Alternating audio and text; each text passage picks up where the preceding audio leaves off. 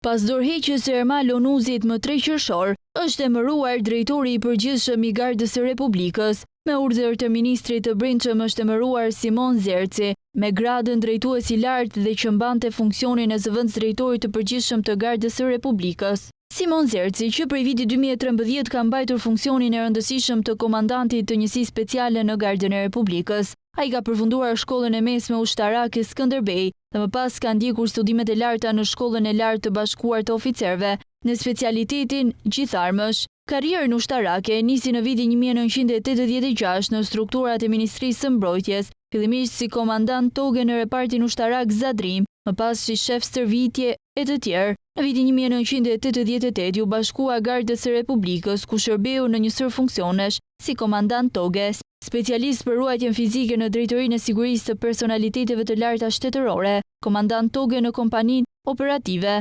zëvendës komandant i kompanisë operative, përgjegjës i grupit të shoqërimit të ministrit të rendit publik, oficer shoqërues pranë zyrës për mbrojtjen e personaliteteve.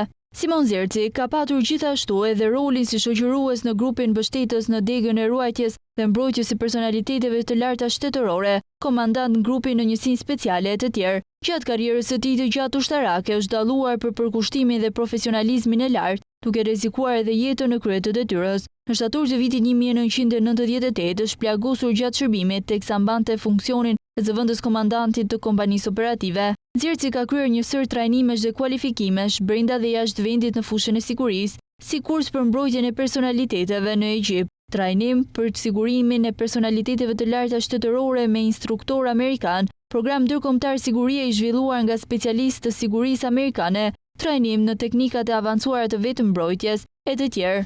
Në vitin 2020, ai mori gradën kolonel, e cila në sistemin e ri të gradave u konvertua në drejtues i parë, ndërsa grada drejtues i lartë u dhaku me urdhër të ministrit të brendshëm, u emërua zëvendës drejtori i përgjithshëm i Gardës së Republikës.